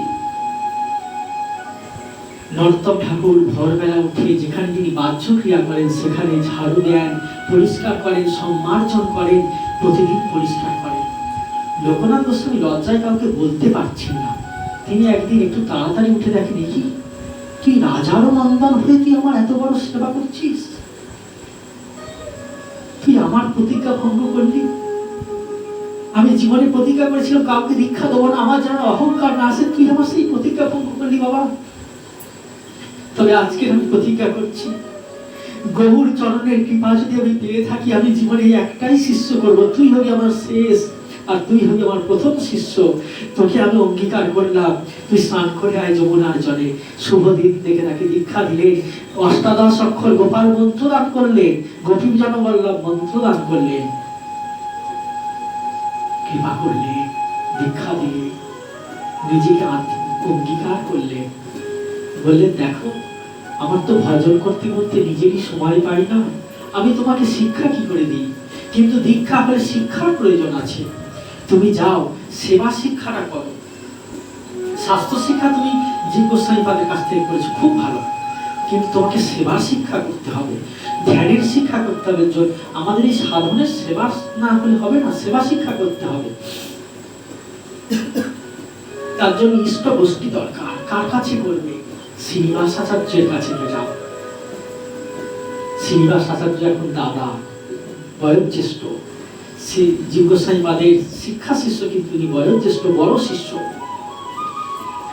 কারণ ইনি হলেন গৌর কৃপার অবতার। গৌরাঙ্গ মহাপ্রভুর আবেশ অবতারই হলেন শ্রীনিবাস আচার্য, আর অদ্বৈত প্রভুর আবেশ অবতার হলেন প্রভু শ্যামানন্দ। আর এই দুঃখী কৃষ্ণদাস শ্যামানন্দের আরেকটি নাম, আর এই নরোত্তম ঠাকুর হলেন ঠাকুর মহাশয়, ইনি হলেন নিত্যানন্দ কৃপা শক্তি। দেখুন শিক্ষা নিচ্ছেন, সেবার শিক্ষা, ভক্তি শাস্ত্র প্রচারণ অধ্যয়ন করলেন। এবারে আমরা শিষ্যের প্রতি কতটা কঠোর দেখে, গুরুদেবের সেবা বিনা যে কিছু জানে না, গুরুদেবের চরণ ছাড়া কিছু জানে না। চিন্তা আছে গুরুদেবের চরণ নিয়ে যেন সারা জীবনে ব্রজে বাস করতে পারি, মনে আকাঙ্ক্ষা তো আমরা করি অনেক কিছু, কিন্তু বিধাতা তো শোনেন না। গুরুদেব আদেশ দিলেন, তুমি আমাকে যদি গুরুদেব মনে করে থাকো, আমাকে যদি গুরুর আসনে বসিয়ে থাকো, আমার একটা আদেশ, আমার যত কষ্ট হোক, আমি শেষ অবস্থায় যদি মৃত্যুর করে ঢলেও পড়ি, তুমি আর ব্রজে এসো না, তুমি যাও বঙ্গভূমিতে প্রচার করো। গুরুদেব বৃদ্ধ, শোকাতুর অবস্থা, বৃদ্ধ, জড় জড়, নিজে চলতে পারেন না ভালো করে, তার সেবা করার মতো কেউ নেই, একমাত্র শিষ্যের সেবা নিতেন। তাকেও পর্যন্ত দূর করে দিলেন যে যাও মহাপ্রভুর আগে সুখ হোক, মহাপ্রভুর গ্রন্থ প্রচার হোক, মহাপ্রভুর নাম প্রচার হোক, ধাম প্রচার হোক, আমার স্বার্থে নয়। দেখুন কেন শাস্ত্র বলেন গুরুদেবকে মানার কথা, কারণ গুরুদেব তিনি আত্মস্বার্থে কিছু করেন না, তার নিজের দেহ সুখের জন্য করতে পারেন না। প্রকৃত গুরুদেব তিনি মহাপ্রভুর সুখের জন্য করেন, নিজের আত্মসুখটাকে বিসর্জন দিলেন। নরোত্তম ঠাকুর সেই জন্য প্রার্থনা করছেন না যে প্রভু আমাকে কি করলেন, অনেক ভাগ্যের ফলে লইয়াছিলে ব্রজপুরে, কৃপাডোর গলায় বাঁধিয়া। কুকুর তো বৈষ্ণব মানে তো সে দাস ভাব, কুকুর ভাব। কার কুকুর? গুরুদেবের কুকুর। কুকুরকে যেমন দড়ি ধরে গলায় টেনে টেনে নিয়ে যায়, প্রভু তুমি কৃপা করে আমাকে ব্রজপুরে ঠাঁই দিয়েছিলে, কৃপাডোর, কৃপার এই যে মালাটা, এই যে বাঁধনটা, এটা হলো কৃপাডোর, গলায় বাঁধিয়া। মিথ্যা মায়া বলাৎকারে খসাইয়া সেই ডোরে ভবকূপে দিলে গো দাঁড়িয়া। পুরো যদি কৃপা করি এ জোনারে কেসে ধরি, টানিয়া তুলহ ব্রজফুল, তবে সে দেখিয়ে ভালো, নহিলে পড়ারে গেল। ঠিক ঠিক নরোত্তম দাস একটা নারীকে চরম অপমান করে তাকে যেমন জঙ্গলের মুখে ফেলে দেওয়া হয়, প্রভু তুমি আমাকে এইরকম ভাবে এই ভবকূপে, এই কূপের মধ্যে, এই কুয়ার মধ্যে আমাকে ফেলে দিলে, এই সংসারের মধ্যে ফেলে দিলে, ভবকূপে ঢিলে গো দাঁড়িয়া। তুমি যদি আমাকে কৃপা করো, কোনো ব্যক্তি যদি ডুবে যায় না, তাকে আপনি যদি পা ধরে টানেন, আরো সে ডুবে যাবে, মাথাটা জলে থাকবে তো, সে বাঁচতে পারে না। ওই জন্য বলছেন কেসে ধরি, আমার শরীর ডুবে গেলে আমার মাথাটা তুমি যদি ধরে ধরো, আমি তো পারে বাঁচি, আমি কুয়ায় পড়ে গেছি। পুরো যদি কৃপা করি এ জনারে কেসে ধরি, কেসে ধরি, টানিয়া তুলহ ব্রজধাম, তুমি যদি ব্রজধামে নিয়ে যাও, তবে সে দেখিয়ে ভালো, নহিলে পড়ারে গেল। আমার এই জীবনটা শেষ হয়ে গেল। প্রার্থনা করছেন কত নরোত্তম ঠাকুর। নরোত্তম ঠাকুর যেখানে থাকেন সেই গলানহাটি, সেটা কি স্থান? সেও তো দিব্য স্থান, কিন্তু এইরকম উৎকণ্ঠা, অন্ন জল বিষ খাই মরিয়া নাহিক যাই। ঠিক ঠিক নরোত্তম দাস এখনো বেঁচে আছে কি করে?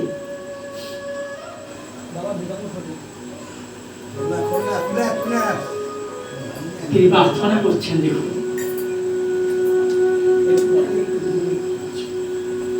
গৌরাঙ্গ গৌরাঙ্গ বিহরণালে দগ্ধ প্রাণমন গৌরাঙ্গের গুণস্মরী সে যে কাঁদে অনুক্ষণ শ্রীরাধা বিনোদ প্রেম শ্রীরাধা বিনোদকে তিনি সেবা করছেন লোকনাথ গোস্বামী বাদ।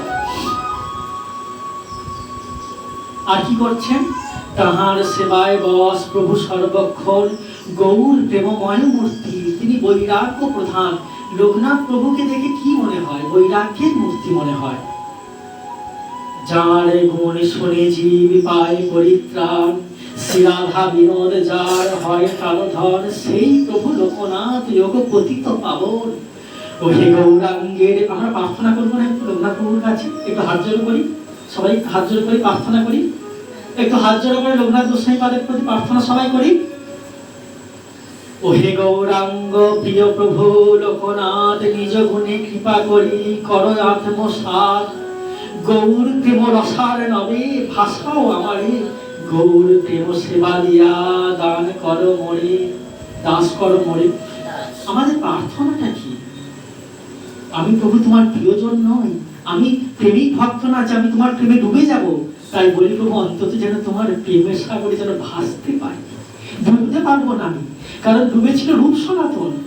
ডুবি রূপ সনাতন তুলে নানা মণিধন, ওগো যতনে গাঁথিল তার মালা, লহ জীব কণ্ঠে তুলি দূরে যাবে তিতাবের জ্বালা।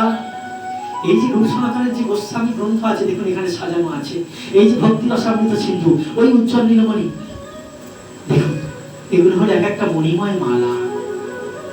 লহ জীব কণ্ঠে তুলি দূরে যাবে তিতাবের জ্বালা, মালা দিয়েছে গৌরাঙ্গ মহাপ্রভু, মালা দিয়েছে। অনেক দুঃখের পরে লয়েছিল ব্রজপুরে, নরোত্তম ঠাকুর প্রার্থনা করছেন। সেই লোকনাথ গোস্বামী পাদে যখন তিরোধান হলে তখন তিনি প্রার্থনা করছেন, যে আনিল প্রেম ধন করুণা প্রচুর, হেন প্রভু কোথা গেলা আচার্য ঠাকুর। যে প্রেম এই মহাধন, সেই গোলকের প্রেম ধন, হরিনাম সংকীর্তন জীবের যাচিয়া যাচিয়া দিল দান। সেই গৌরাঙ্গ মহাপ্রভু আজ কোথায় হইলে অন্তর্ধান। আমার আচার্য ঠাকুর কোথায় গেলেন? শ্রীনিবাস আচার্য, যিনি আমাকে হাতে ধরে সেবা শেখালেন, যার কৃপায় আমি সেবা পেলাম, কুঞ্জে কি করে সেবা করতে হয় শিখলাম, তিনি কোথায় গেলেন আজকে? কাউকে দেখা পাচ্ছি না, আজকে একা পড়ে গেলাম। কাহা মোর স্বরূপ রূপ, কাহা সনাতন, কাহা দাস রঘুনাথ পতিত পাবন। ওই একটুখানি মাথা খেয়ে থাকতেন, সেটাও ত্যাগ করলেন দিনের পর দিন গৌর বিরহে। তারা কোথায় গেলেন?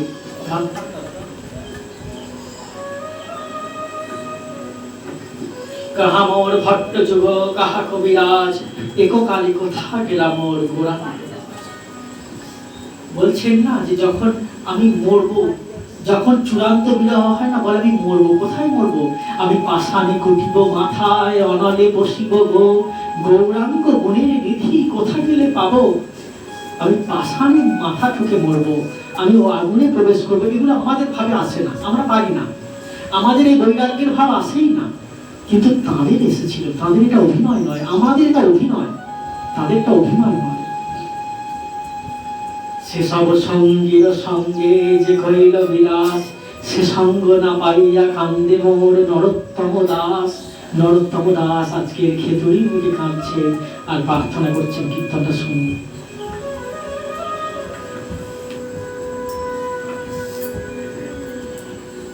জিয়া নীল প্রেম ধন করুণা প্রচুর,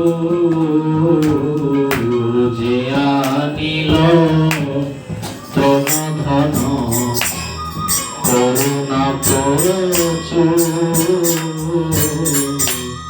হেন প্রভু কোথা গেলা আচার্য ঠাকুর। হেন প্রভু কোথা গেলা আচার্য ঠাকুর। যে আনিল প্রেম ধন করুণা প্রচুর, মহামর স্বরূপ রূপ মহাসনা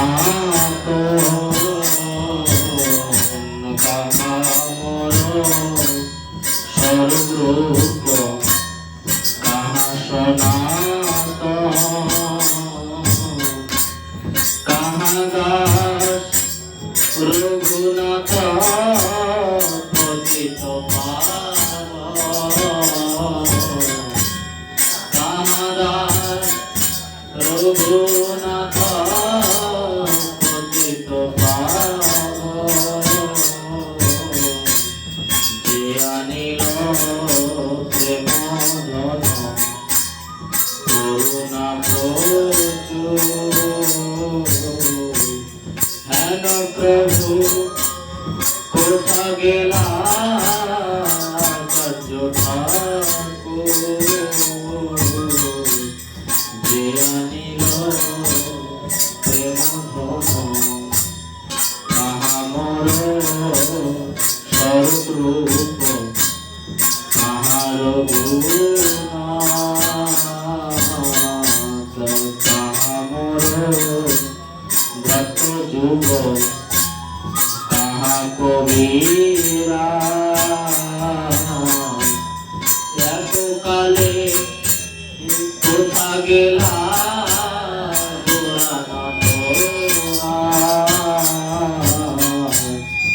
এতকালে কোথা গেলা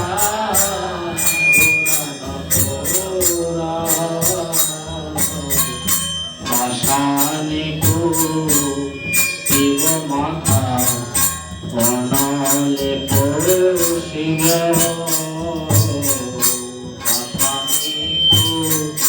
শিব মাথা অনলে শিব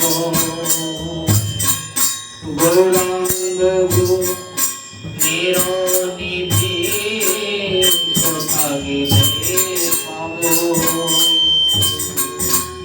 গৌরাঙ্গ নিরনিধি কোথা গেলে পাব সেসব সঙ্গীর সঙ্গে যে কইল লীলা সেসব সঙ্গীর সঙ্গে যে কইল লীলা সেই সঙ্গ না পাইয়া কাঁদে নরতনরা সে সঙ্গ না পাইয়া কাঁদে নরতনরা যে আনিল প্রেম ধন করুণা জ্ঞান প্রভু কোথা গেলা আচার্য ঠাকুর জ্ঞান প্রভু কোথা গেলা আচার্য ঠাকুর যে আনিল প্রেম ধন করুণা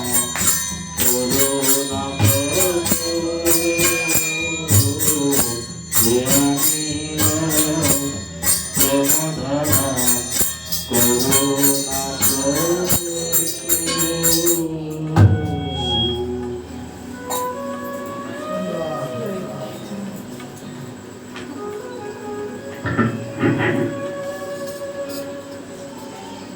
সেই গুরুদেবের দর্শনে চিরবাঞ্ছিত রত্ন যার পদ কৃপায় যার চরণের কৃপায় গুরু কৃপায় গৌর হইলে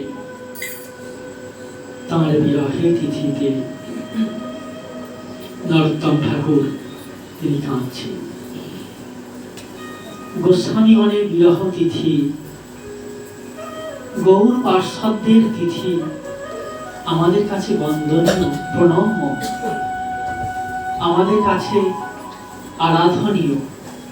কেন? কারণ তাদের কথা স্মরণ করলে, তাদের কথা চিন্তন করলে যদি হৃদয়টা তাদের কৃপায়, তাদের চরণধুলির কৃপায় যদি নির্মল হয়, এই জন্যই তো প্রার্থনা। আমরা আগামীকালকে লোকনাথ প্রভুকে প্রণাম জানাবো, আজকেরও প্রণাম জানাবো, নিত্যকাল বৈষ্ণবদের প্রণম্য। কিন্তু কালকের বিশেষ তিথিতে আমরা প্রার্থনা করব, নরোত্তম ঠাকুরের চরণেও প্রার্থনা করব। দেখতে দেখতে সময় অতিক্রান্ত হয়েছে, এবার বিদায়ের পালা। নদীর তরঙ্গে যেমন